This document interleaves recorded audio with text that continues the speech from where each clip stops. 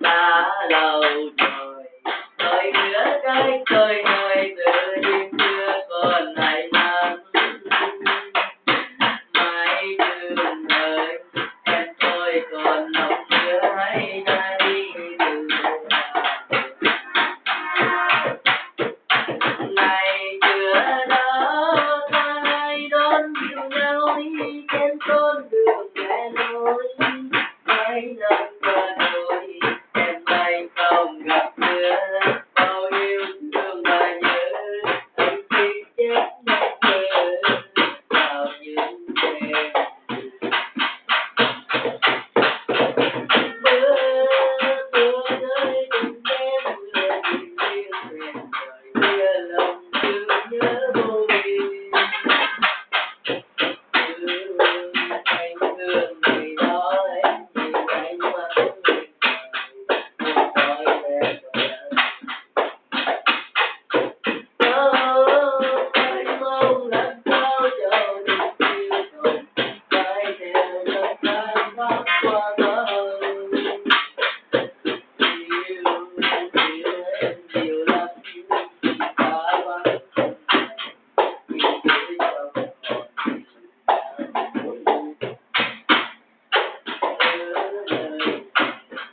còn biết sống tình nhân dừng trong đêm trên đường ngày nào quê hương càng biết cho tôi ta phương đã em ơi có gì vui xin biên thư về cho anh nhớ thương đời này lần này trên đời ta thương em thương nhiều lắm em ơi biết cho ta tình này tôi rồi một căn đàn đinh có hoa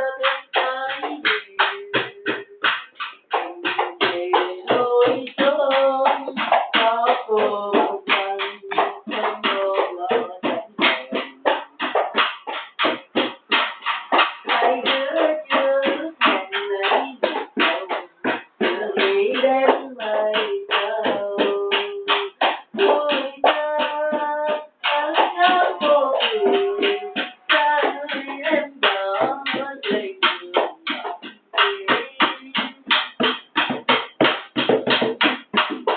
lời tin nhắn tôi vào mỗi trong buồn tình yêu em tôi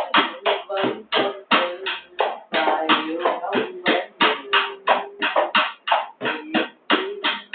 vẫn là một ngày mai đón nước trong một màu tươi rồi hôm đó tôi về ghé thăm nàng rồi ngủ đây con nguyện học trong vàng và sao không thấy nàng tìm em giờ tìm giờ đâu sao không đắm đời chờ sao ngồi giường trên cảm thấy là đứa cứu thương bên chiếc giường ngọc ngàn không nhớ biết sao đã vui trong tâm xem nước tôi đứng nghe gió lạnh giữa trời đường sẽ nát con tim em ơi trái đất vẫn còn u minh hai đứa sẽ còn nhau anh về nơi trước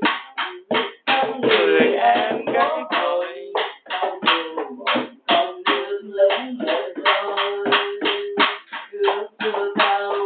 mưa buồn giăng ngập lối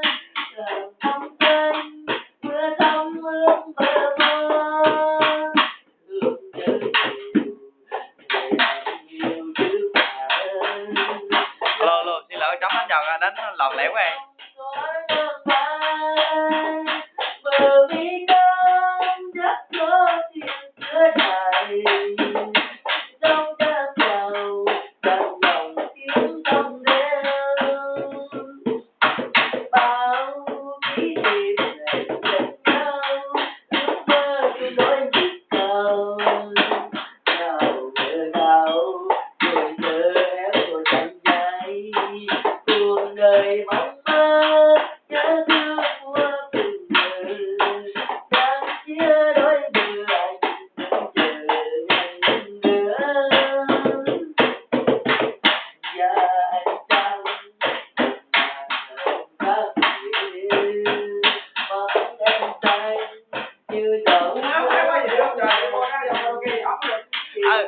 đẹp như bằng trăng tối trắng sẽ chúc mình luôn dù anh chờ thì cả đêm như bằng trăng tối trắng sẽ chúc mình. Xin lỗi với ca sĩ anh Tèo hất thử bài coi nghe thử coi. Đây là ca sĩ cho đây. Nói chung là bây giờ đổi nhạc hay buồn xíu, thấm cốt rồi.